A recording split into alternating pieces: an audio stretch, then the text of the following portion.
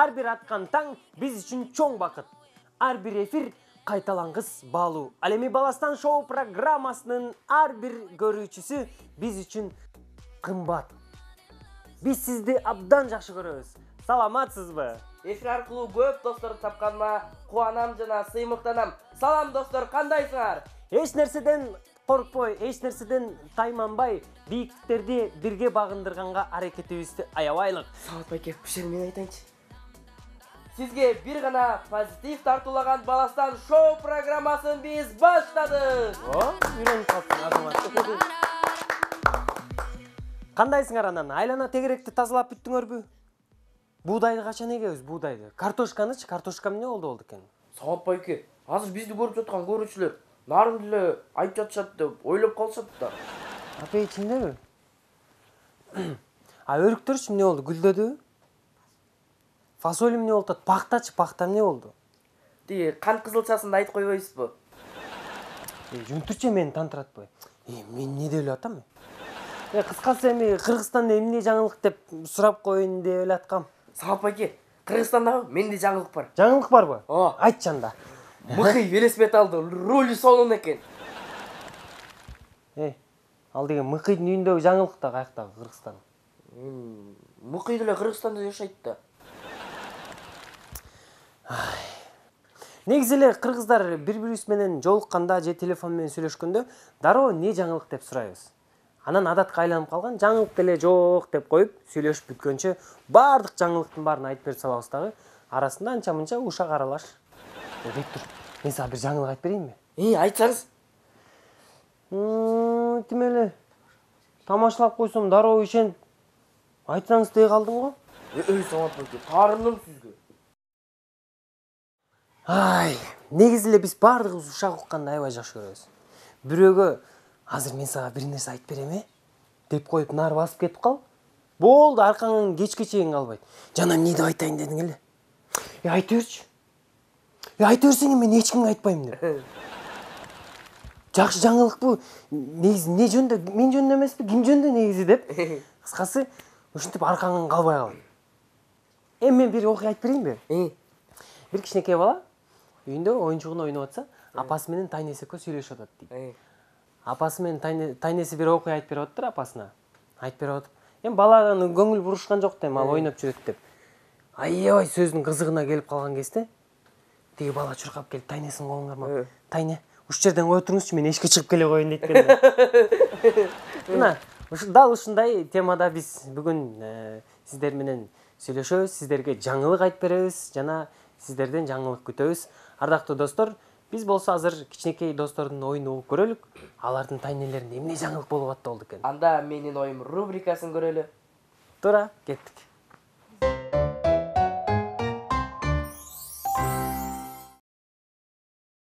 Кандайсың, каяктан келдиң? Шаардан. Атың ким? Кылычбеков Нурбакыт. Кылычбеков Нурбакыт, Эркинбеков Самат. Таанышканыма кубанычтамын. Сенчи? Мен дагы. Кубанычтасың? Кебетеңен кубанычта экенин көрүнбөйт го. Эмне маанай жок? Жакшы эле. Таанышканга кубанычта болгон адам мынтип күлүп турат, деп турат.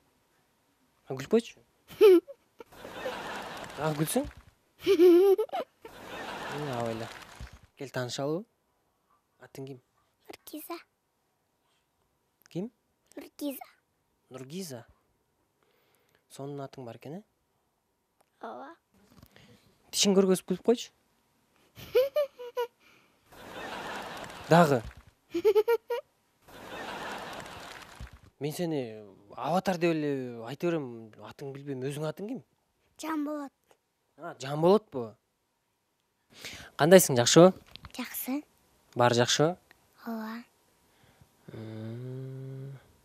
Кайдан келатасың? Мен болсо Нарындан. Нарындан бери келдиң бул жака? Ооба. Эме, силер деле кандайсыңар? Жакшылыкпы? Жакшылыктар барбы? Баары жакшылык бар бизде. Бизде жамандык жок, бир гана жакшылыктар бар. Жакшыбы баары? Ооба, жакшы. Кудайга шүгүр. Бизде да Кудайга шүгүр. Баары жакшыбы? Ооба, баары жакшы эле. Не жаңылык сизде? Жон кыз, биз бүгүн не жаңылык деген темада сүйлөшүп атабыз. Мен сенден жаңылыктарды сураймын. Сен болсо мага айтып бересиң, Не жаңылык болду бүгүн? Негизи эле үйдө эмне жаңылык, мектепте эмне жаңылык? Үйдө бүгүн биз үйдө бүгүн жаңылык деле болгон жок го дейм. Айбике, үйдөгүлөр эмне кылып атат?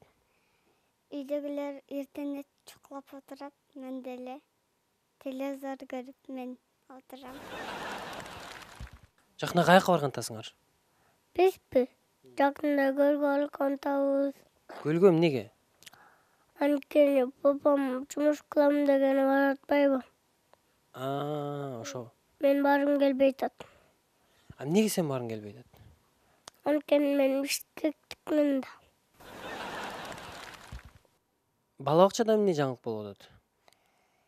Эми ойноп атабыз, уктайбыз, каша жейбиз.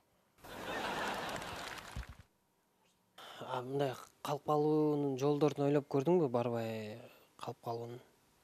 Элем, Кантип калып калса болот көлгө барбаш үчүн? көлдө барбай үчүн ыйлап калып калыш керек. Муну кээде калп эле ыйлап койгон күндөр болгонбу? Жок, Жок, мындай калп эле деп мындай ыйламыш болуп, өзүң ыйлагың келбесе деле кой ыйлап коеюнчу, булар ушинтип ойлоп калсын деген күндөр болгонбу? жок. Койчу. Мен тамашалабаймын. Уже чоңоюп калдым да. Эми сенден өзгөчө жаңылыктарды сурайын. Өзгөчө акынчылык өнөрдө эмне жаңылык болуп атат? Манасчылык өнөрдө, комузчулук өнөрдө эмне жаңылыктар болуп атат? Айтып берчи бизге, кызык болуп атат. Не дейин? Ошо айылдагы Эдо айкемдин малдары туй баштады. 20 коюм бар. 17 20 коюм бар, 1 тайым бар. 3 музом бар. Булар сеники, сага караштуу. Өзүңдүкү, О, Сага энчиленген. о. Тайды сатабыз десе эмне кыласың? Тай сатабыз десе. Сатпагыла дейм, тайын жок, жаша албайм. Бир буканын акчасы канча? Бир буканын акчасы $100,000. $100,000 Кыргызстанда эмне жаңылык болуп атат мындай? Телевизордон көргөндө же үйдөгүлөр сүйлөшкөндө угуп калып атасыңбы? Ооба. Жанагы Индияда авария болуптур го. Акылдуу шаар, коопсуз шаар деген долбоор чыкты го, ошол жөнүндө билбейсиңби? Аларда милициялар чоң светтердин үстүнө камераларды коюп укмуш болуп кетишти. Көчөдө эмне жаңылык болуп атат? Көчөдө газ киргизип, Газ киргизип атабы силер жака? Үйгө кирдиби же кире элекпи, эшиктин алдында элеби? эшиктин алдында эле себеттерин жолдун баары таштак. Алпе майрамда кайсы тамга болдуң? Тамгаларды кийгизеби? Мен 1 классымда мындай тамга кийгизген да. Кийгизген жок, Тамга бөлүштүрүп берген жокпу? тамга жок. Не деген алпе майрам анда силердики? Кара жорго Алпеден эмнелерди үйрөндүң, айтчы. Өзүңө эмне? билгендерди. Бийлегенди? Кара жоргону. Сен мен ойногон кошуна кыздарга бүгүн барып сонун жаңылык айтып бересиң да, Барып, мен Баластан шоуго чыгып келдим, Самат байкени көрдүм жанынан деп, Ооба. Сен сүйгөн кызың барбы? Жок, Ким жагат сага? Мага мамам эле жагат.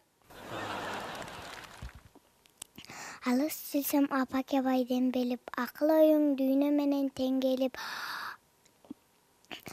апакебай алдай болуп кайладан ак бесикте жаткым келет термелип. Кимге телевизордо бизди көрүп атат мына салам айта турчу адамдар барбы? Мүмкүнчүлүктөн, учурдан пайдаланып алчу бир. Бүгүн мына Самат байкең маанайы жакшы болуп, мына сонун мүмкүнчүлүк берип атат. Кел. Сүйлөшө эле.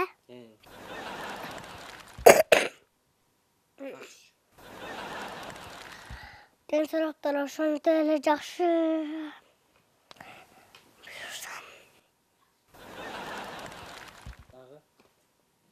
Буюрса кетебиз.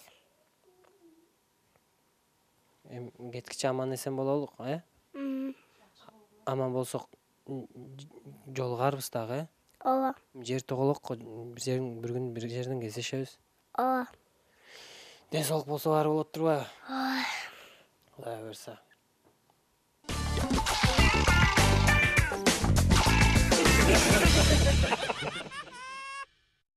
Достор, кандайсыңар анан? Баары жакшыбы? Мектебиңерге тиги жаңы окуучу кыз келип анан баарыңардын маанайыңар сонун болуп атат. Сен эки алып калдың баягы, Байка, кандайсыз? Сизде эмне жаңылык? Машинени саттыңызбы баягыны? Жакшы, эже. Силер торпоңор сатсыңар го жакында эле, канчага кетти? Жакшы жаңылыктар бар экен силерде. Ал эми бизде болсо Бишкекте дагы сонун жаңылыктар бар. Бишкекте биринчи жаңылыгыбыз коопсуз шаар деген долбоор ишке ашкандан бери айдоочулар ар бириси өз жолунда бардыгы маданияттуу, эрежени сактап айдап калышты. Баары сонун. Бирок жумушка кечигип калып атышат. Эми биз кыргыздар амал көйбүз. Мунун дагы амалын ойлоп табат болуш керек, жумушка тезирээк жетип алгандан. Андан тышкары да эмне жаңылык айтып берсем силерге? Мына дагы бир жаңылык. Бишкекте шоу бизнесте болуп аткан жаңылыктардан. 2018-жылы мына Нурлан Насип менен Асель Кадырбекова үйлөнүштү. Алардыкы 2018 чоң жаңылыгы болду. Алардын тоюнан эми видеолорду 1 жыл бою көрдүк го чиркин. Ал эми азыр болсо 2019-жылдын жаңылыгы. Жакында Айдана Дека менен Аваз Акимов үйлөндү. Эми буюрса алардын тоюндагы видеолорду 1 жыл бою көрөбүз деген ойдомун. Бектурчук, силерде бөбөктөрдө эмне жаңылык болуп атат? Бизде бөбөктөрдө жаңылык деле жок, дыккындышты бийлеп эле жүрөбүз. Мына ушундай жаңылыктар бизде.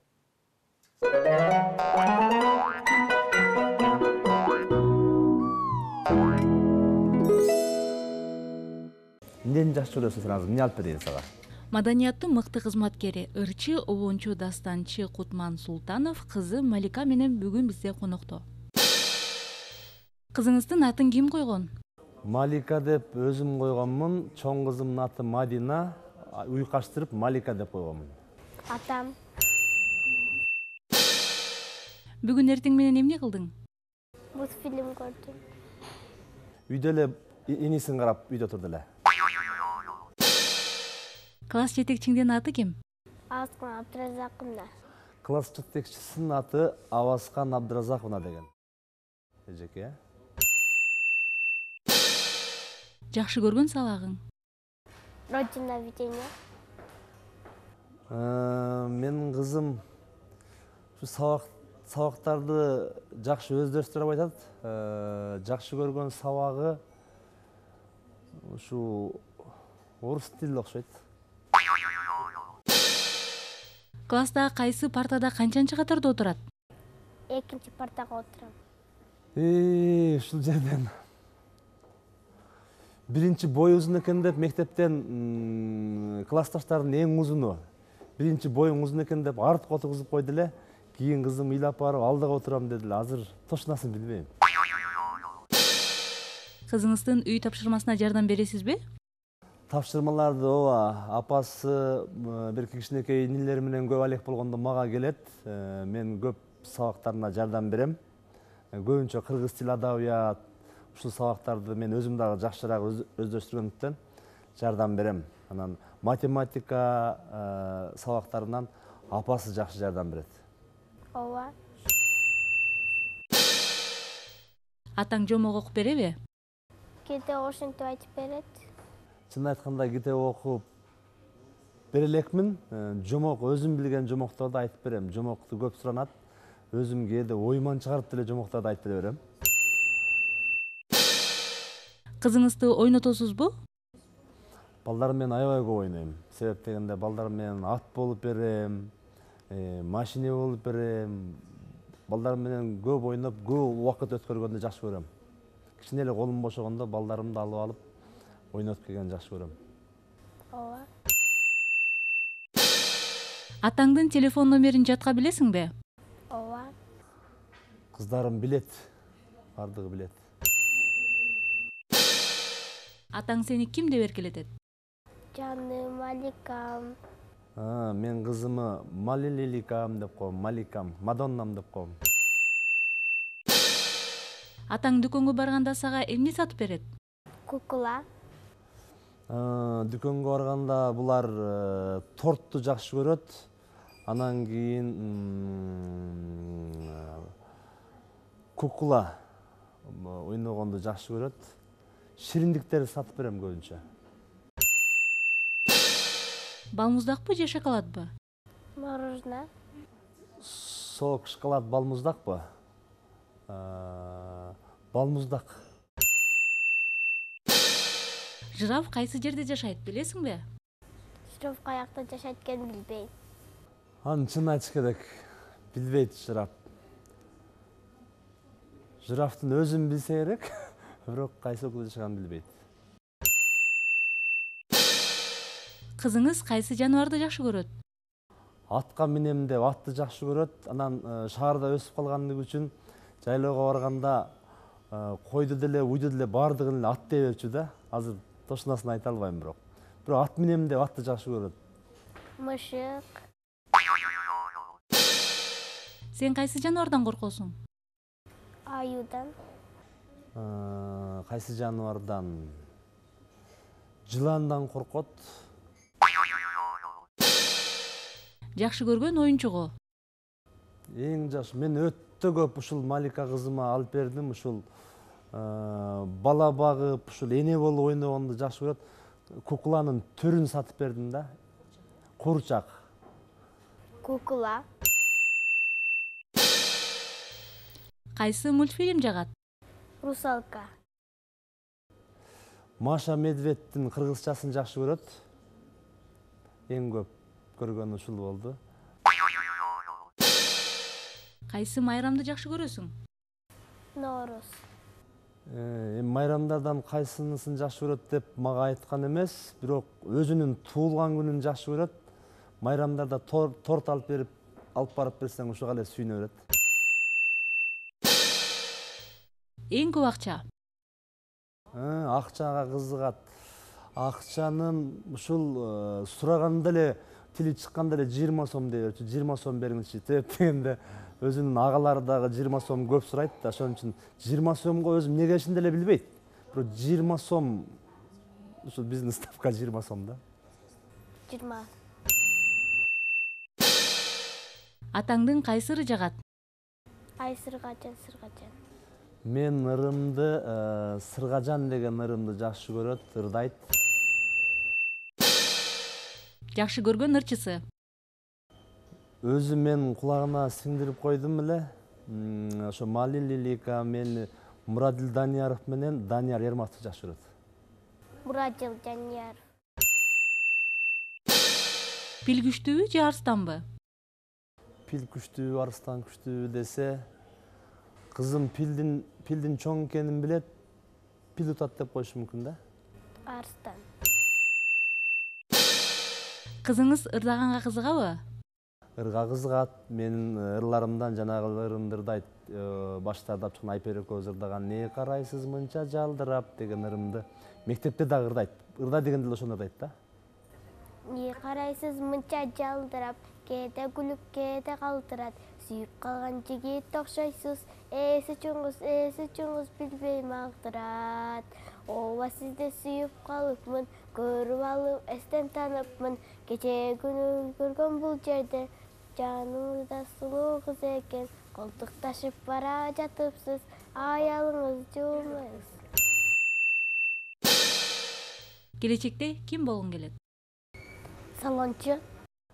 Чоңойгондо ар кесипти айта берчү эле. Чач жасалгалап салон ачам деп калат, стилист болуп. Анан мен сизди дарылайм, врач болом дейт. Ушул экөөнү көп айтат. Айтқаныңды атқарбай, абдан тентек жан елім, жазбай есеп шығарбай, жадатып та жүрүчү елім. Ағайлар, ағайлар, ақылға нұр чаштыңар, адам болсын деп жүріп, ағарғанго чачыңар, ежейлер, баштан өтіп не күндер. Сабақ берем деп жүріп, сарғайғанға өмірді. Вай азамат қызым.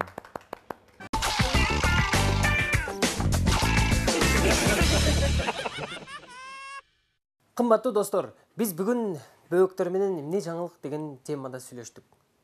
Бул теманы койгонубуздун себеби мен дал ошол кичинекей бөөктөрдүн жан дүйнөсүндөгү, алардын айлана чөйрөсүндөгү болуп турган жаңылыктарды уккум келди. Себеп дегенде бул нерсе бизге абдан кызык. А биз болсо чоңдор эмне? Чоңдор баягы эле ушак кеп жаңылыктарды окуйун десең, ал жакта дагы жаман жаңылыктар, кыскасы кандай болсо дагы дайым сизди жакшы жаңылыктар коштоп жүрсүн. Анан дагы кичинекей балдарыбызга жакшы гана жаңылыктарыбыз менен бөлүшүп туралык, аларга тарбияны татыктуу берелик. Кыргызстаныбызда негизи эле жалаң гана жакшы жаңылыктар бизди коштоп жүрө берсин.